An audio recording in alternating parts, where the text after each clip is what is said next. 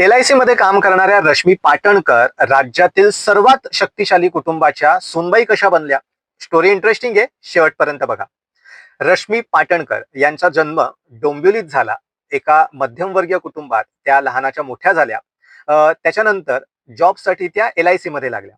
LIC मध्ये असताना त्यांची ओळख राज ठाकरेंच्या भगिनी अर्थात राज ठाकरेंची बहीण जयवंती यांच्यासोबत झाली.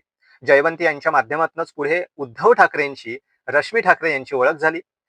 उद्धव ठाकरे आणि रश्मी ठाकरे यांच्या भेटीगाठी वाढल्या. उद्धव ठाकरे रश्मी ठाकरेंना भेटायला डोंबिवलीला जायचे आणि नंतर या भेटीचं मैत्रीचं रूपांतर प्रेमात झालं.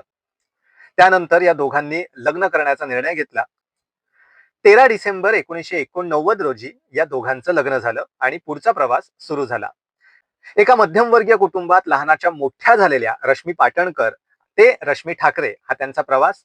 आणि उद्धव ठाकरे रश्मी ठाकरे यांची लव्ह स्टोरी तुम्हाला कशी वाटली आम्हाला कमेंट करून नक्की सांगा.